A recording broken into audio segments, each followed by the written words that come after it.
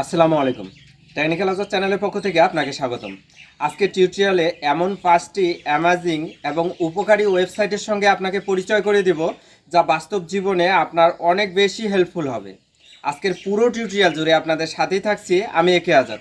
একটা কথা বলে রাখি, আপনি যদি আমার চ্যানেলে নতুন হয়ে থাকেন চ্যানেলটি সাবস্ক্রাইব করবেন, আর যদি অলরেডি সাবস্ক্রাইব করেই থাকেন থ্যাংক ইউ সো মাচ। কথা না বাড়িয়ে চলুন শুরু করা যাক আজকের টিউটোরিয়াল।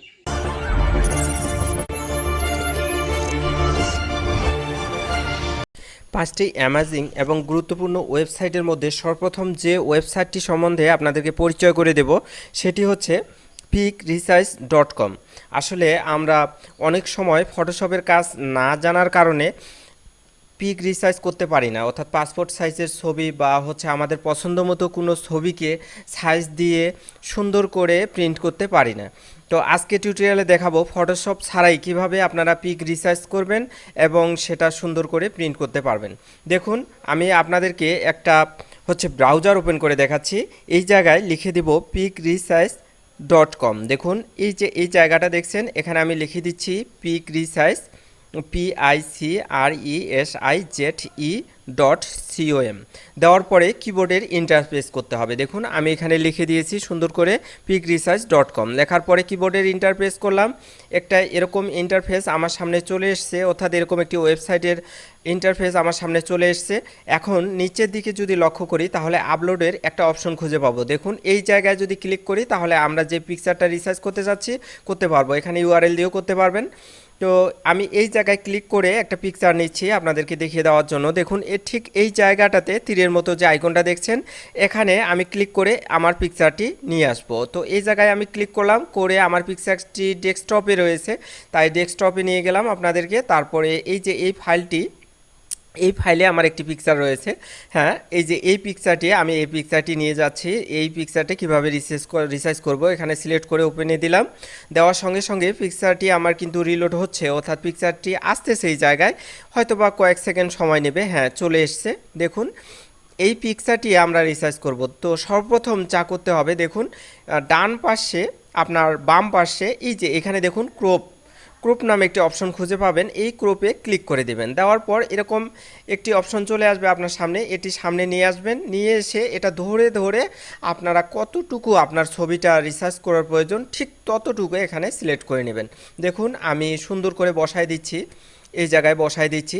হ্যাঁ, এখানে আবার আপনার হাইট কত, ওয়েট কত, এর পুরোটাই দেখাচ্ছে। আপনি কত সিলেক্ট করলেন, হাইট কত, ওয়েট কত, ইচ্ছা করলে সেখান থেকেও ঠিক করে দিতে পারবেন। হাইট ওয়েটটা এখান থেকেও ঠিক করে দিতে পারবেন। তো এটা দেওয়ার পরে যদি ক্রপ অপশনে ক্লিক করেন তাহলে ছবিটা ঠিকঠাক মতো কেটে যাবে। দেখুন, আমি ক্রপ অপশনে ক্লিক করা মাত্রই আমার ছবিটা কিন্তু সুন্দর করে কেটে গেল, আর আমার ছবিটা পূর্বের ছবি নেই, এখন কেটে গেছে। এরপরে আরও কিছু অপশন আপনাদেরকে দেখাই দিচ্ছি এই ওয়েবসাইটের। এরপরে রোটেট। দেখুন, এখানে একটি অপশন রয়েছে রোটেট। এই অপশনে যদি ক্লিক করেন তাহলে ছবিটা ডান থেকে বাম, বাম থেকে নিচ পাশে আসবে, আবার ডান পাশে চলে যাবে, আবার উপরে চলে যাবে। দেখুন, আমি একবার রোটেটে ক্লিক করতেছি, ছবিটা একবার করে ঘুরতেছে। দেখুন, আরেকবার আমি রোটেটে ক্লিক করব, আবার উপরের দিকে চলে যাবে। আপনার যে সাইটে বসায় নেওয়া প্রয়োজন ঠিক সেভাবে আপনারা ছবিটা এখানে বসায় নেবেন। তারপরে গুরুত্বপূর্ণ একটি অপশন, দেখুন আমি কিন্তু বাম পাশে দেখতেছি। এখন যদি মনে করেন যে না, এভাবে না, ডান পাশে দেখব, তাহলে এই যে ফ্লিপ নামে একটি অপশন রয়েছে, এখানে ক্লিক করে দেব। এখানে ক্লিক করে দেওয়া মাত্রই দেখুন আমি এখন দেখতেছি ডান পাশে। তো এভাবে আপনারা ডান পাশে বা বাম পাশে যদি দেখতে চান বা ঘোরাঘুরি করে নিতে চান তাহলে ফ্লিপ অপশনে ক্লিক করে দেবেন। এভাবে ডান পাশ বাম পাশে আপনারা খুব সুন্দরভাবে ঘোরাঘুরি করে নিতে পারবেন না। এটা ফ্লিপ অপশনের কাজ। তো এভাবে সব কিছু যখন ঠিকঠাক থাকবে আর তেমন কিছু করতে হবে না এখানে, তারপরে আপনারা ফরম্যাটটাকে সিলেক্ট করে দিতে পারেন। এই জায়গায় দেখুন সব কিছু ঠিকঠাক রয়েছে। তারপরে এখানে পিএনজি ফরম্যাটে রয়েছে, আপনারা চাইলে জেপিজি করতে পারেন, আবার অন্যান্য ফরম্যাটগুলো সিলেক্ট করে দিতে পারেন। দেখুন, এখানে আপনার জেপিজি ফরম্যাট রয়েছে, তারপরে জিআইএফ, তারপরে পিএনজি, তারপরে বিএমপি, এই ফরম্যাটগুলো রয়েছে। এখান থেকে যে কোনো একটি ফরম্যাট সিলেক্ট করে নিতে পারেন। আমি এটা ফরম্যাট চুজ করলাম, করে দেখুন I am done resize my picture, এই যে অপশনটা দেখছেন এখানে আমি ক্লিক করে দেব। এখানে ক্লিক করে দেওয়া মাত্রই আমার পিকচারটা কিন্তু রিসার্চ হয়ে যাবে। দেখুন, আমি এখানে ক্লিক করে দিলাম, দেওয়া মাত্রই আমার পিকচারটা কিন্তু এখন রিসার্চ হয়ে গেছে। জাস্ট একটু নিচের দিকে আমাকে আসতে হবে এটি ডাউনলোড করে নেওয়ার জন্য।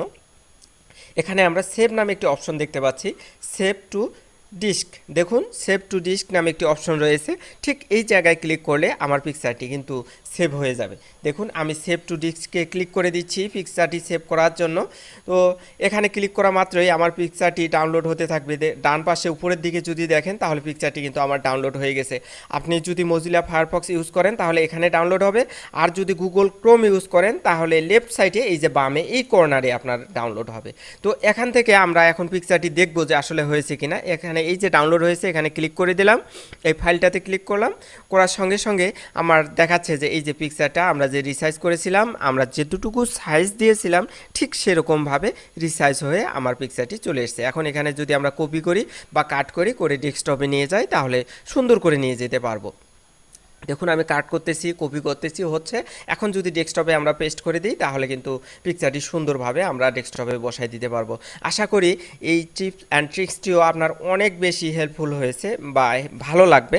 তো এরপরে যে বিষয়টি নিয়ে কথা বলবো সেটি হচ্ছে photopia.com। দেখুন আমরা অনেক সময় অন্যের কম্পিউটারে কাজ করি, সে সময় আমরা যারা ফটোশপ জানি বা ফটোশপ এক্সপার্ট রয়েছি তাদের ওই কম্পিউটারে ফটোশপ না থাকার কারণে বা নিজের কম্পিউটারে অনেক সময় ফটোশপ না থাকার কারণে ফটোশপের কাজগুলো করতে পারি না। তো আজকে এমন একটি ওয়েবসাইট আপনাদেরকে দেখাই দিচ্ছি যেটা ফটোশপ ছাড়াই, অর্থাৎ ফটোশপ ছাড়াই আপনারা ফটোশপের কাজ করতে পারবেন।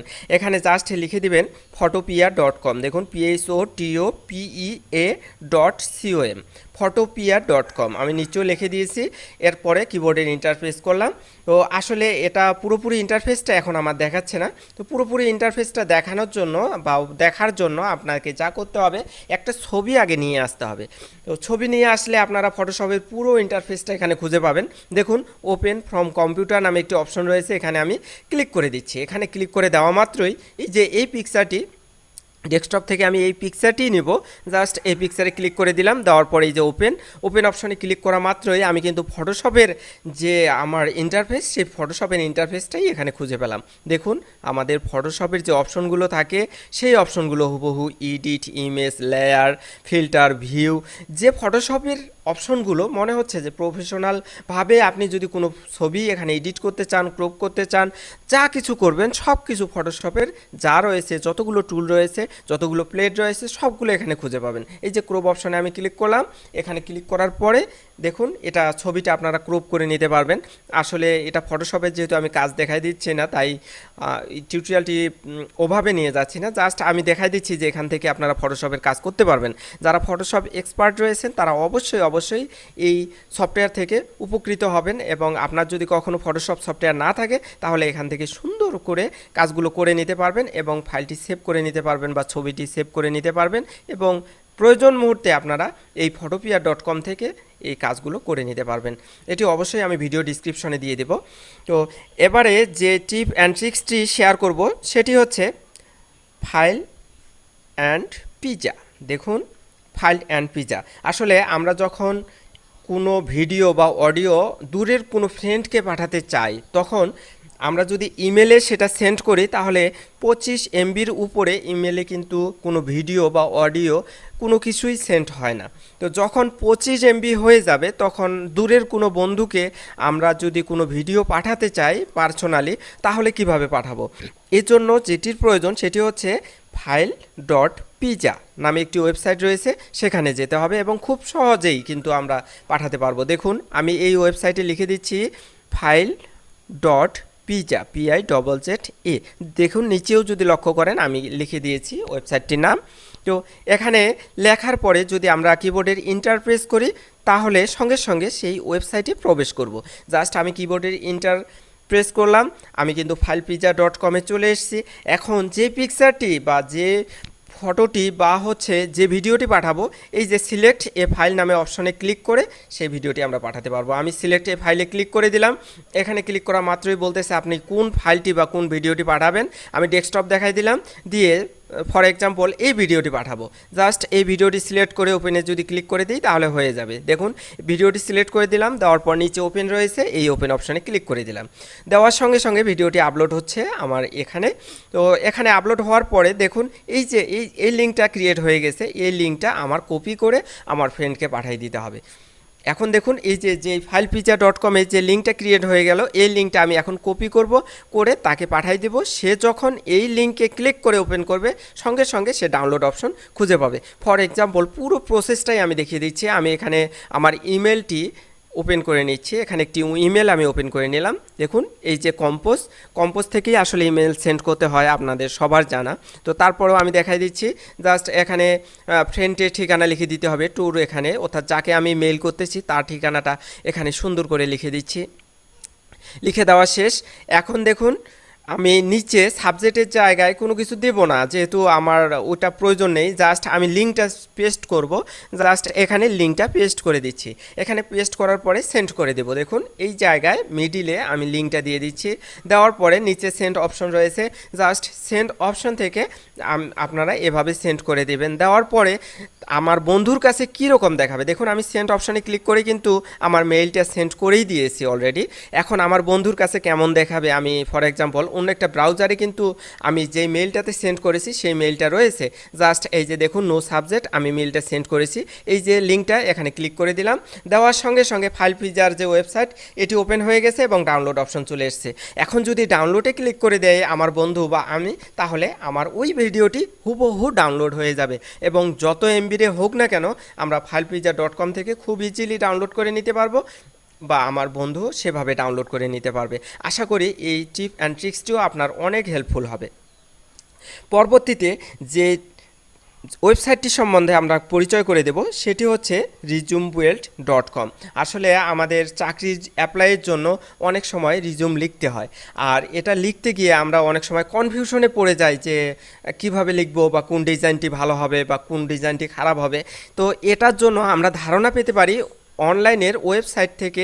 দেখুন অনলাইনে একটি ওয়েবসাইট রয়েছে resumebuild.com, খুবই গুরুত্বপূর্ণ ওয়েবসাইট। দেখুন আমি এখানে লিখে দিচ্ছি resumebuild.com, নিচেও লেখা রয়েছে, আপনারা এখান থেকে সুন্দর করে বানানটা দেখে নেবেন। দেওয়ার পর কিবোর্ডের ইন্টারফেস করে দেবেন।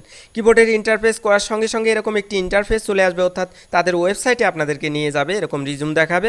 তারপরে এখানে দেখুন স্টার্ট মাই রিজুম, এই জায়গায় আপনাদের ক্লিক করে দিতে হবে। এখানে ক্লিক করে দেওয়ার পরে একটু লোড নেবে। লোড নেওয়ার কয়েক সেকেন্ডের মধ্যে এরকম 3টি অপশন চলে আসবে। তারপরে এই যে বুয়েল্ট মাই রিজুম নামে একটি অপশন, এখানে ক্লিক করে দেবেন। এখানে ক্লিক করে দেওয়ার পরে আপনারা দেখতে পারবেন অনেকগুলো ডিজাইন, অসংখ্য ডিজাইন আপনাদেরকে দেখিয়ে দিচ্ছে।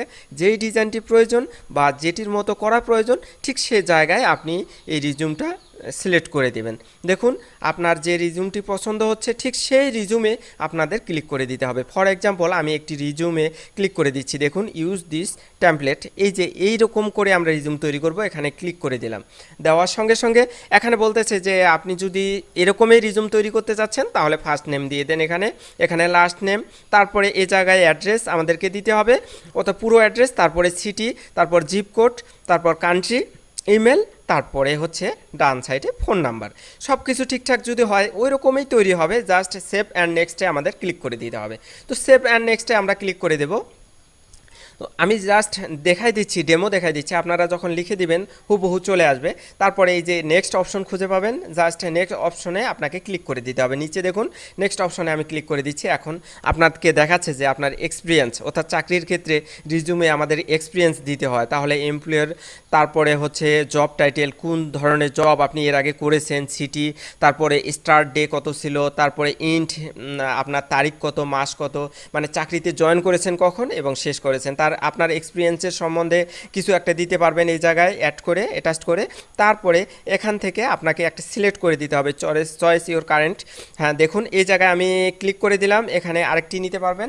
নেওয়ার পরে ইচ্ছা করলে এভাবে সুন্দর করে দিয়ে আপনার হচ্ছে বোল্ড করতে পারবেন। তারপরে টাইটেলটা একটু মোটা করে দিতে পারবেন, ইনভার্টেড কমার মধ্যে বন্ধ করে দিতে পারবেন। সব কিছু ঠিকঠাক করে দেওয়ার পরে হচ্ছে নেক্সটে বা সেভে যদি ক্লিক করে দেন তাহলে কিন্তু আপনার রিজুমটি তৈরি হয়ে যাবে। তো এভাবেই সুন্দর করে একটা টেমপ্লেট নিয়ে আপনারা চমৎকার চমৎকার রিজুম তৈরি করে চাকরির ক্ষেত্রে জমা দিতে পারবেন। আশা করি এটি আপনার অনেক বেশি হেল্পফুল হবে। তারপরে যে অপশনটি নিয়ে অর্থাৎ যে ওয়েবসাইটটি পরিচয় করে দিব সেটি হচ্ছে printfriendly.com। আসলে আমরা অনেক সময় কোনো ওয়েবসাইট থেকে যখন ছবি প্রিন্ট করতে চাই বা পিডিএফে সেভ করতে চাই, সেই ওয়েবসাইটে দেখা যায় যে আসলে আমরা পিডিএফে সেভ করতেও পারতেছি না, আবার হচ্ছে সেটা প্রিন্টও করতে পারতেছি না। ঠিক সে সময় আমরা কি করব?